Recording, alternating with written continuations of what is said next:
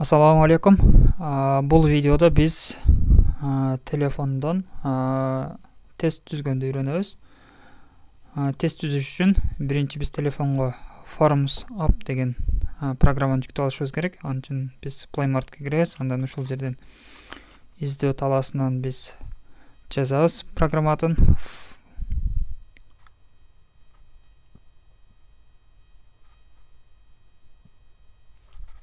Бұл жерде Forms Google деп тұрады. Үшін басабыз.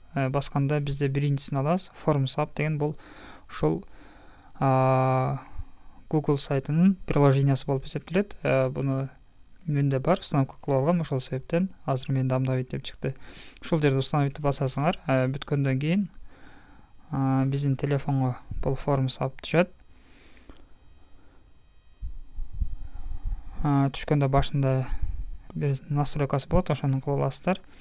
Андан бизге мондай бол Forms App-тын эмеси, значок турат, ошону басып киребиз. Басып киргенде бизде азыр бул жерден эки вариант турат. Биринчиси Google Forms, андан кийинкиси бизде эмне болот аты, ошол тууралуу настройкалар бар. Биз биринчи Google Forms'ты басабыз. Баскандан бул жерде биз ушул аккаунт менен катталгандан кийин ошо бизде түзүлгөн бардык Google форманын тизмеси ушул жерге түшүп калат. Сиз кандай тест түзгөн болсоңуз же опрос жүргүзсөңүз бардыгы ушул жерге тизмеси келип түшөт. Андан кийин биз плюс баскычын басабыз. Плюс баскычын басканда бул жерде бизге бир нече шаблондор турат. Биз өзүбүз баштан түзүш үчүн бул жерде түгүндө плюс белгиси турат. Create blank form деп турат. Биз ушуну басабыз. Баскандай биринчи биз бул жерден untitled form деп турат. Ушул жерге ат кое алабыз. Биз эмне кандай тест жүргүзөбүз. Ошону бул жерге экзамен деп жазып койсок да болот. Же мисалы мектепте чейректик тест же канчанчы класска экенин жазып койсок да болот. Мисалы үчүн 8-чи класста койлу.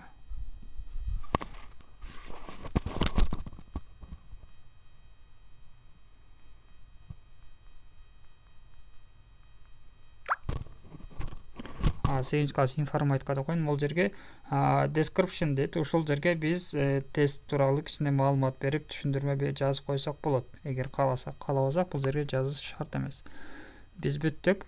Биринчи темасын, анан ал жерде түшүндүрмөсүн бүттүк. Анан плюс белгиси турат, ушуну басабыз. Басканыбыздан бизге сен кандай тест түзөсүң. Бул жерден short answer деген бул кыска текст жазылат. Анан long answer деген бул uzunroq текст жазат. Анан multiple choice деп турат. Бул жерде варианттар деп коебуз. Анан бул жерде checkbox деген бул бир нече вариант тандаса болот. Андан кийин бул жерде drop down, андан кийин linear scala. Буларды барыңар өзүңөр бир сыйра колдонуп көрсөңөр болот. Кандай формада кандай түзүлүштө экенин. Азыр мен бул жерде short answer, андан кийин бул жерде варианттарды multiple choice дегенде андан кийин checkbox'ты көрсөтүп коем. Калганы өзүңөр колдонуп көрсөңөр болот. Биринчиси биз short answer'ды кылайлы. Түзгөндөн сөз түрдө тестте ким жазып атат, ошонун фамилиясын сурап алышыбыз керек. Бул жерге мен Фио деп коем. Жана Фио сурайт, бул жерде short answer болот. Андан бул жерде required деп турат. Бул деген сөз сөзсүз, обязательно деген сөз. Ушуну күйдүрүп кое турган болсок, ушул талааны толтурмайынча кийинки талаага өтпөйт же эме форманы кабыл кылбайт деген сөз. Фамилиясын бүттүк. Андан кийин дагы short answer кыласам, бул жерден же классын түзүп коюшубуз мүмкүн, классы деп. Буну дагы бул жерде обязательно кылып коебуз, сөзсүз кылыш керек муну. Анан биз тест түзөбүз. Бул жерден multiple choices деп турат. Ушуну тандайбыз. Биринчи question дейт, суроо бер дейт. Бул жерде сурайбыз. Суроо жазабыз.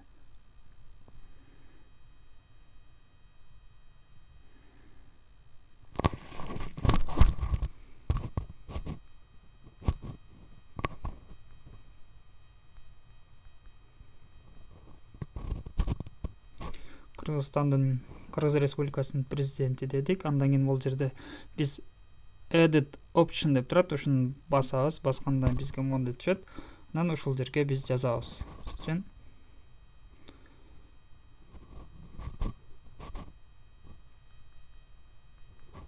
Биринчиси Садыр Жапаров бүттү. Андан кийин экинчисинде дагы edit option'ду басабыз. Бул жерге мен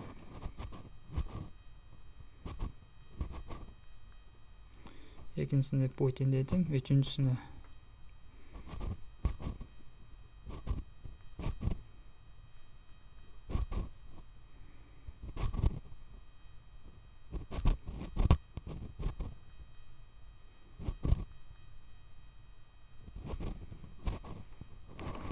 Мадымбаров дедим. Ушуну менен бүттүм. Анан бул жерде required'ти басып коем. Анан плюс баскычын бастырып бул жерден check boxes деген тандайм. Бул жерден бир канча варианттар тандаса болот.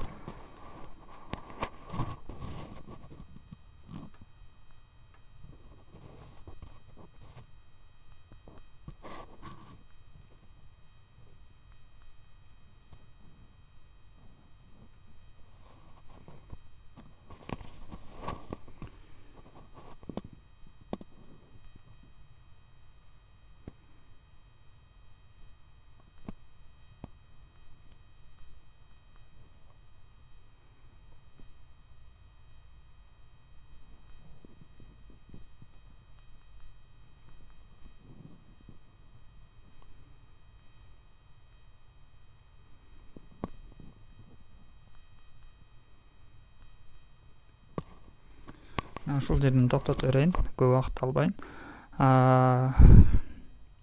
Бул жерден биз эки short transfer дедик. Бул жерден фамилиясы жана классын түзөт. Андан бул жерден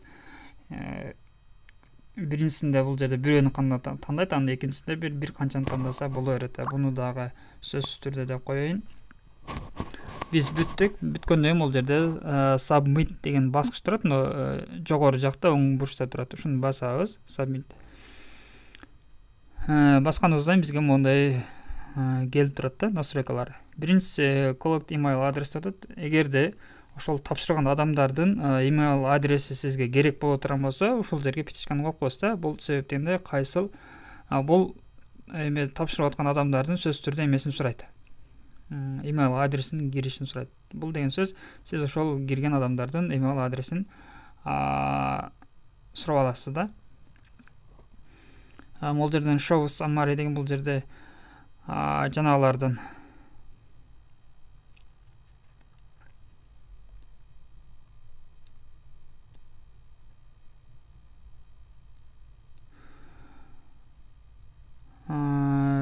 жооп бергенден кийинки ошол анализи, ал канчалык деңгээлде жооп берди, канчалык деңгээлде жооп бербеди, ошолорду чыгарып берет. Өзүңүзгө керектүү бул жерден буну тандап койсоңуз болот. Андан кийин бул жерде allow response деген бул деген сөз ошол жыйынтыктарын көрөт, анан кайра аны оңдоп койсо дагы болот деген сөз да. Ушуну басып койсоңуз болот. Эгерде муну бул кулуп турат сүрөтү. Кулуп турган бул allow multiple response деген бул деген сөз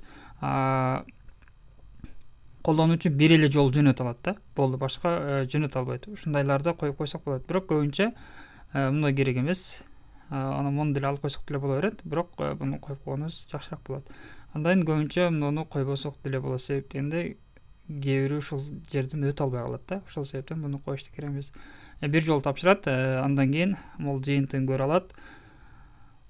Ушул жерден настройкаларды өзүңүз каалагандай кылып кое аласыз. Биринчиси бул email адрестерди сурайт, чогултат. Экинчиси бул бир адам бир жолу жөнөтөт.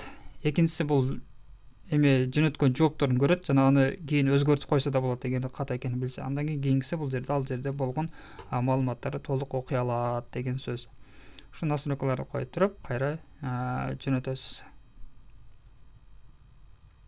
Submit'те кайра басабыз бул жерден. Азыр бизге иштеп жатат.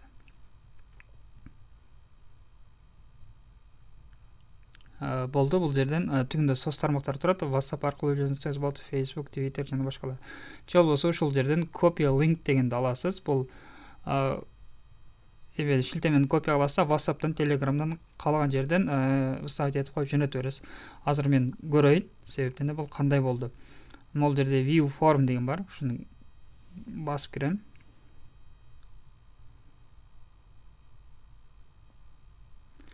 Мына ачылды. Биринчиси бул жерде эме деп атат.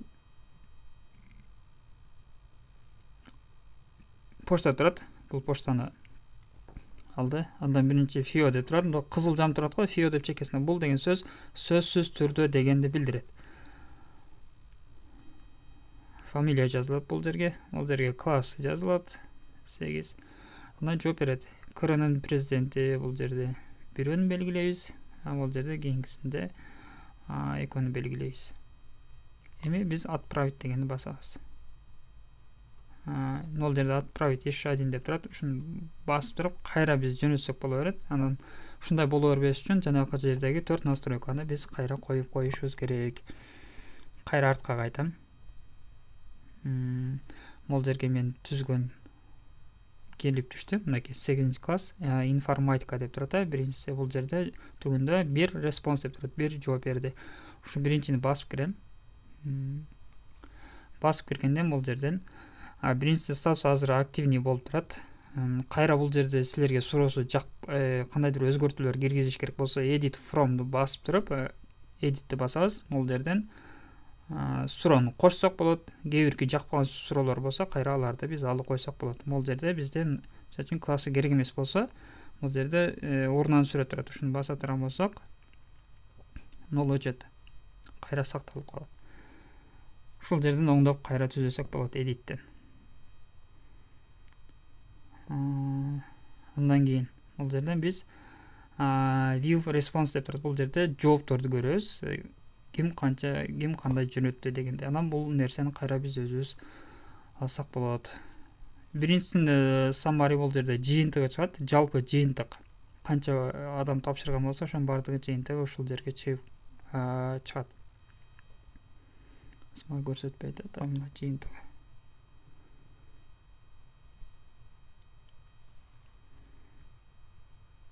Анан индивидуал деген өтө турган болсок, бул жерден ар бир адамды жекече көрсөтөт да. Мисалы үчүн мен Пол деп тапшырдым, 8, анан берген жоопторум бул жерге чыгып калат. Анан бул жерде эң жакшы нерсеси ким биринчи жооп бергени саатына чейин, минутуна чейин көрсөтүп берет бизге. Анан жыйынтыктарын алдыңыз, жыйынтыктарын алып бүткөндөн кийин өзүңүзгө көчүрүп алыш үчүн бул жерде экспорт деген бар. Ушуну басабыз. Андан кийин каалаган форматта койсоңуз болот. Бул жерде Google Sheets деп атат. Бул Google'дун өзүнүн жана Excel'ini көчүрүп алабыз. Бул жерде Sheets деп турат. Анан Checkit XLSX деп турган бул Excel файл болот. Андан кийин PDF-те ошокон көчүрүп бул жерден биз Excel'ди көчүрүп алганыбыз оң болот. Ошо Checkit XLSX-ти баса турган болсок, бул деген сөз Excel форматында көчүрүп алат. Мына бизде азыр загрузка болуп атат. Загрузка бүттү. Ушуну басабыз. Анан сурайт, сен кайсыды ачасың? Азыр мен VPS Office ачам. Себептен менде Excel жок. Мынакей биздин Excel ошол жооптору ушундай келип түшөт. Мисалы үчүн, бул жерде күнү биринчисинде, анан сааты, убакыттары менен келген кандай жоопторду берди, ушусу бардыгы жазылып турат. Кайра бул ушул нерсени биз принтерден чыгарып өзүбүзгө сактап алсак болот. Бүгүнкү видео ушу менен аяна келип жетти. Биздин каналга катталып коюңуздар. Кийинки сабактарды өткөрүп жибербөө үчүн.